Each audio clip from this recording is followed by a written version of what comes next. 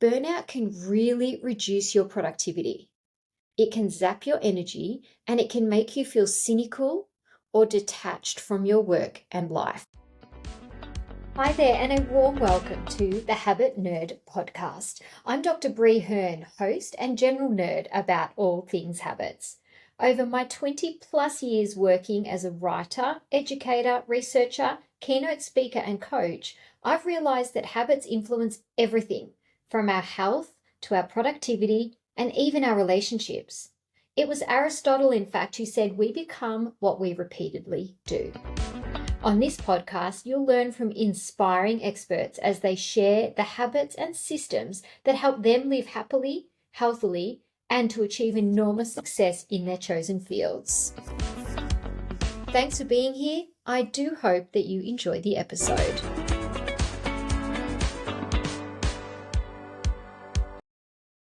Hi there, Habit Nerds. A big thanks for sharing your company with me today on the podcast. We are going to be talking about quite a serious topic today, but unfortunately it's one that is all too common, and that is burnout. Burnout is a word that we throw around. We say things like, be careful, you'll burn out, or gee, I'm feeling really burned out. And there are some people in our community who interchange the word burnout when actually what they mean is tiredness. So let me be helpful here and be clear about what the research actually says. Feeling tired or tiredness is more of a temporary state. It's physical or mental fatigue that comes from exerting ourselves or from stress, but we can always resolve tiredness with rest. So you might feel tired, but then you go on a holiday and you come back and you're okay again. Or you might feel tired and mentally fatigued and stressed, but you have a few good nights sleep or you have a really restful weekend, and then you feel better on the Monday. Burnout, on the other hand, is a chronic condition. It's characterized by emotional exhaustion. You might feel cynical or resentful, and it is characterized by reduced professional efficacy. So this means the ability to do your job or the ability to believe that you are able to do your job. Burnout comes from prolonged exposure to stressors such as an overwhelming workload. Now, I will take you through more specific areas that cause burnout a little bit later in the episode, but I thought it might be helpful to start with a personal story. I have experienced burnout once in my life. I was in my late 20s and I was working in a job that, quite simply, was above my level of experience and above my skill set. I didn't have the adequate level of support in the job. I didn't have any mentorship when I desperately needed it, and no one was there to scaffold me. I was also working alongside a leadership team that did not get along. I was young and inexperienced, and my leaders weren't getting along with each other, and it really was quite a toxic work environment. I was working really hard, but in hindsight, I was working on the wrong things. I was in a constant sense of fight or flight, and my nervous system was firing all day and all night. I was worried about work when I wasn't there, and I constantly felt distracted. I felt panicked, my chest was tight, and when I was at work, I just felt really ineffective at my job. So these were the more emotional symptoms that I didn't pay attention to at the time. This whisper in my ear became a shout. Or, put another way that you may have heard, life was throwing little pebbles at me and I was ignoring them until they became rocks and soon boulders. So it's no surprise that I contracted a fairly run-of-the-mill virus, which is slapcheek or parvovirus, and I was pretty unwell for a few weeks. After that, though, the acute symptoms of the virus subsided, but I was left with bone-crushing fatigue. I had daily headaches, I had sore muscles, I had fogginess in my head, so I had mental fog, brain fog, and I had a very low mood. I didn't recognize myself. I could no longer socialize. I was exhausted, but I couldn't sleep. This went on for 6 months before I was finally diagnosed with myalgic encephalitis, or what some people know as chronic fatigue syndrome. The only remedy at the time was deep rest, And no doctor could tell me how long I would be feeling like this for and if I would ever recover. You can imagine I felt completely helpless. So all I could do was drop back to part-time at work. I made lots of changes to my diet. I started healing my nervous system through NSDR practices, so non-sleep deep rest practices. If this process of healing is of interest, by the way, send me a DM on Instagram and I'm happy to record a full episode or even just converse with individual people if you might find that helpful. But basically, the habits I employed then for my mental health and my physical health are the cornerstones for how I got well and how I have remained well since. So anyway, a really long story short, looking back with the benefit of wisdom and experience and hindsight, it was actually burnout that caused my chronic fatigue syndrome. So let's jump into the episode. What actually is burnout? By definition, burnout is a state of emotional, physical, and mental exhaustion. It's caused by prolonged or excessive stress, and often it's related to work or personal responsibilities or a combination of both. Burnout happens when you feel overwhelmed. It happens when you feel emotionally drained and unable to meet the constant demands of your life. Over time, as you can imagine, burnout can really reduce your productivity. It can zap your energy and it can make you feel cynical or detached from your work and life. I wonder if I take you through these common signs of burnout, if any of them feel familiar to you at this current stage or in the past.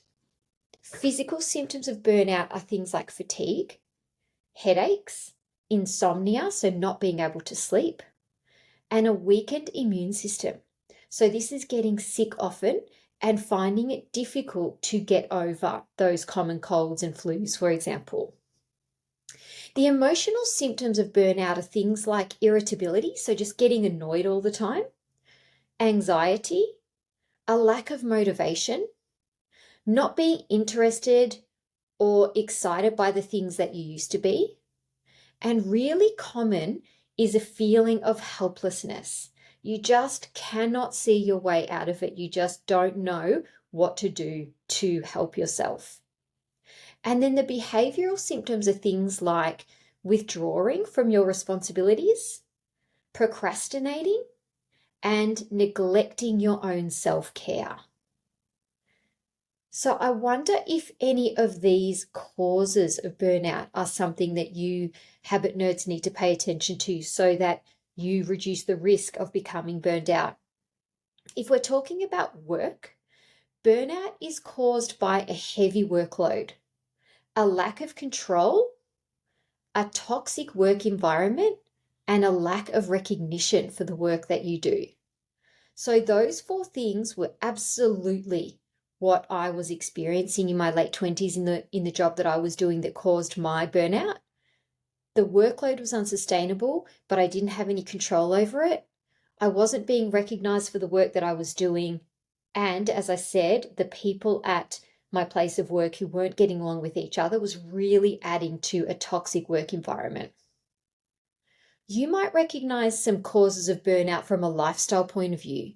This is where you've got a poor work-life balance, so you were just working too much. There's a lack of sleep, you're not getting enough sleep, and you just have some basic unhealthy habits. Now, these personality traits are very common amongst high-achieving women. I recognize a few in myself from my late 20s when I hit burnout. One is perfectionism, so needing to do everything perfectly or it was just a failure. People pleasing, not being able to put your own needs before other people's needs, doing things that are outside of your emotional or your physical or your mental capacity, but just saying yes anyway because you want to please and you have trouble saying no, or a high achiever mentality. Now, these are dangerous because all three of those things, perfectionism, people pleasing, and a high achiever mentality, really are rewarded in our society.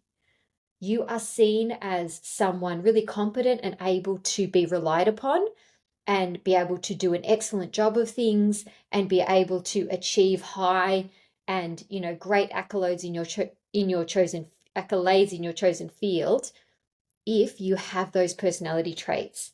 But just be very careful, because those personality traits are also a common cause of burnout. So it's about being aware of them in yourself and showing yourself some self-compassion and kindness, and understand that actually those three things are not anything to be proud of, because once you're burned out, you're no help to anybody. You can't achieve anything and you cannot please anyone. Are you smart, capable, and secretly exhausted? You are not alone. If you're a woman who's done everything right but still feels like you're running on empty, it's time to stop surviving and to start choosing. I'm Bree, the Habit Nerd. I coach women who are done with hustle culture and don't need another planner. They need a better way to work and to live. As an academic at Australia's #1 university, I bring trusted, research-backed tools to your real everyday challenges. As a busy mum myself, my 4-part coaching system matches proven science to your point of need, so you can create habits that last and invest your time and energy where it matters most. This isn't about doing more, it's about doing what is right for you. I will help you feel proud of how you show up at work and at home, for yourself and for the people that you love. If you're ready to feel focused, fulfilled, and in control without burning out, let's talk. Head over to the Habit Nerd on Instagram, where you'll find my calendar. Book a meeting and let's get a conversation started. Now, Professor Cal Newport is one of my favorite researchers. He's an author and he's known for his work on deep work and productivity. Professor Newport argues that burnout is often the result of a lack of meaningful work rather than simply overworking. So that is an interesting distinction. You could work in a job that you find easy and do 12 to 15-hour days and not get burnt out. But you could work 5 hours a day in a job that doesn't light you up and you don't find meaningful, and that would be more likely to cause burnout. Newport suggests that people burn out when they feel overwhelmed by shallow tasks. So things like emails, meetings, mindless administrative work, while they lack the autonomy and the engagement that is found in deep work that they find meaningful. So this is a really interesting principle to me. It's not just about overwork, it's also about doing work that is not meaningful for you, that feels mundane and it feels just, administrative and, quite frankly, boring. So here are some key principles in a work sense that Professor Newport recommends to avoid burnout, and I hope you find some of these helpful. His first one, as he's the author of the book Deep Work, is to prioritize deep work. He says focus on cognitively demanding, high-value tasks while minimizing distractions from shallow work.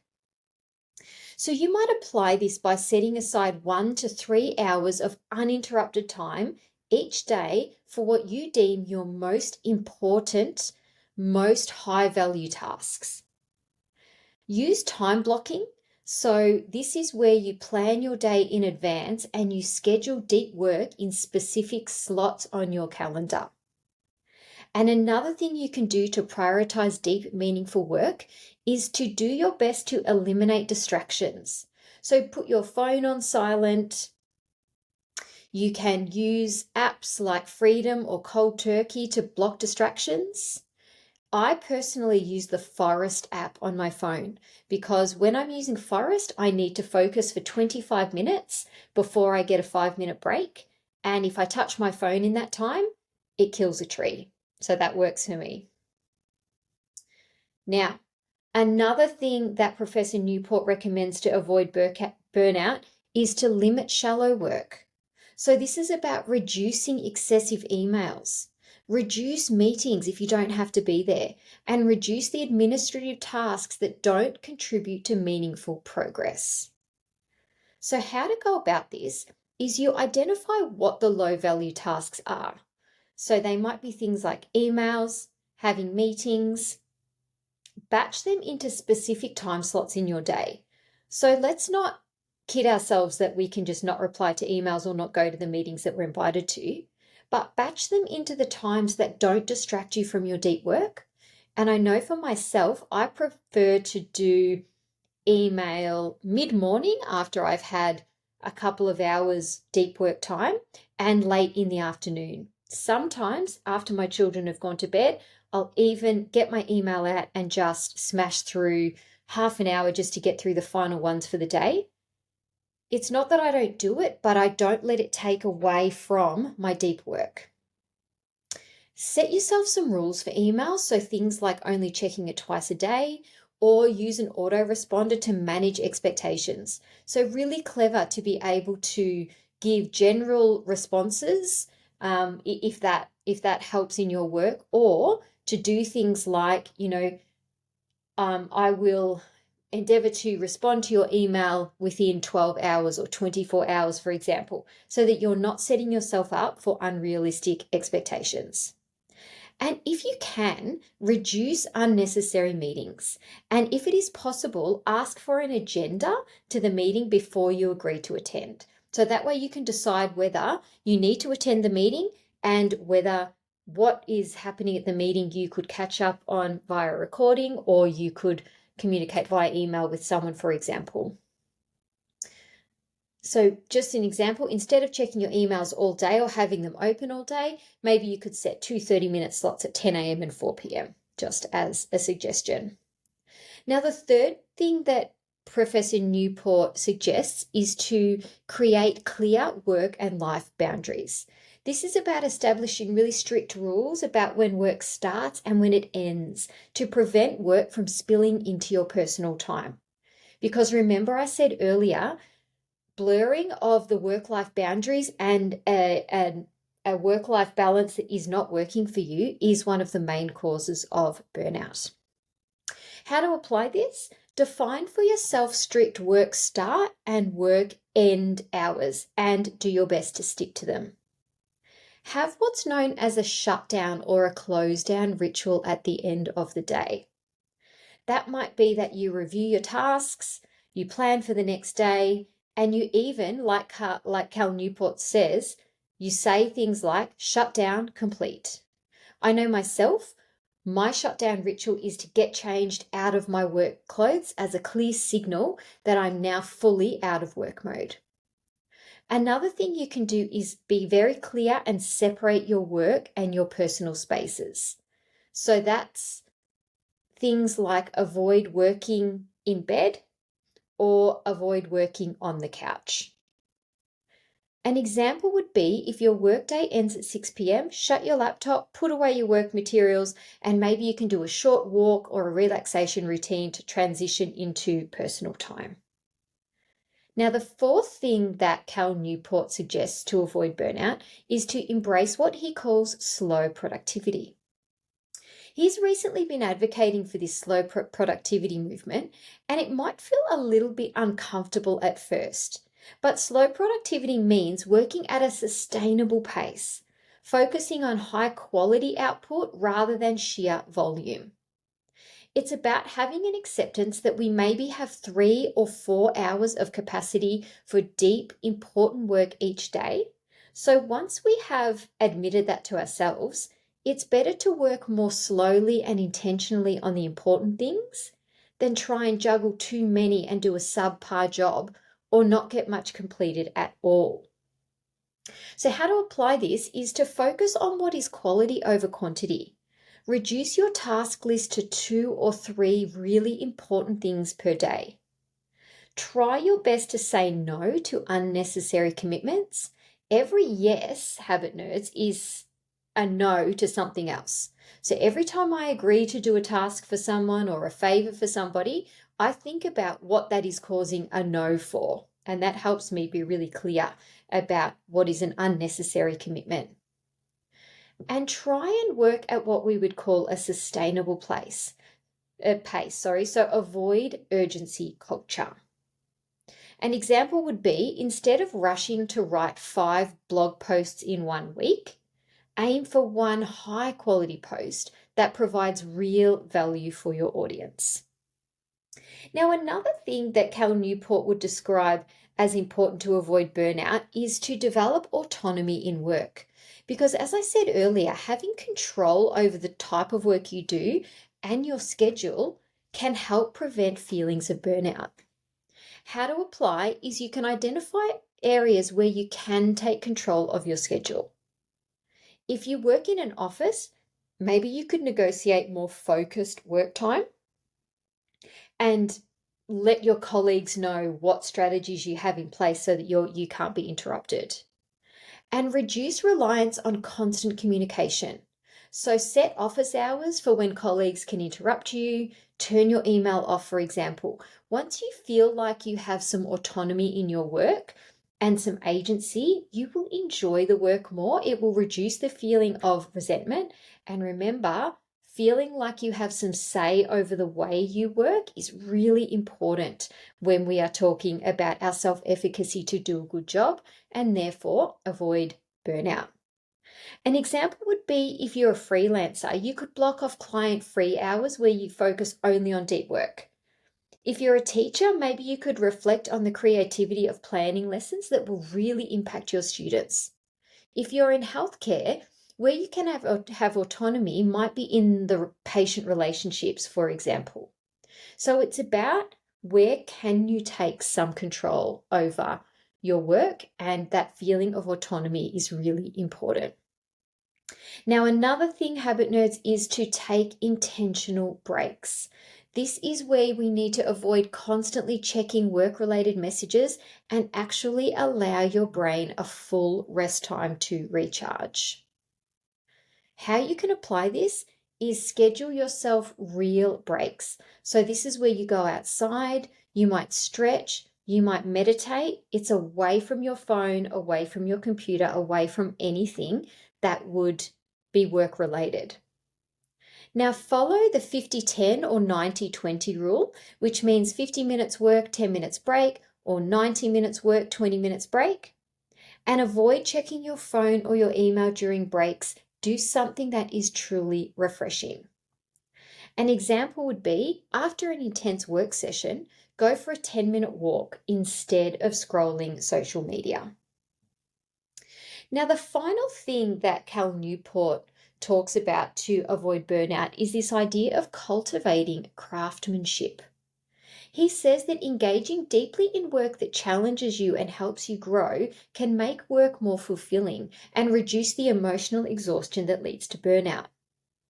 So what he would suggest is that you find aspects of your work that really challenge you and interest you. He says set skill building goals. So one of your skill building goals in your work might be to improve your writing. It might be to improve your coding skills or your design skills, and regularly reflect on your progress and what excites you about your work. An example might be, if you're a designer, challenge yourself to master a new software or a design style to keep your work engaging. So habit nerds, thank you for your company today. I want to give you a really important caveat that burnout is real.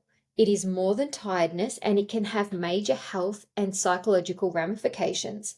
Now, obviously, these are well above my skill set. So if you recognize the symptoms of burnout that I talked about at the top of the episode, I would encourage you to see your GP and get a care plan and some help or a referral if that's what's required. So until next week, I do love to hear from you via Instagram DMs at The Habit Nerd. Please drop in and say hello, suggest future topics, provide feedback. Both positive and constructive are all welcome and appreciated. Take care, and I will be in your ears next Monday. Thank you for tuning into this episode of The Habit Nerd. I hope you found some new inspiration, learned something new, or gained a fresh perspective.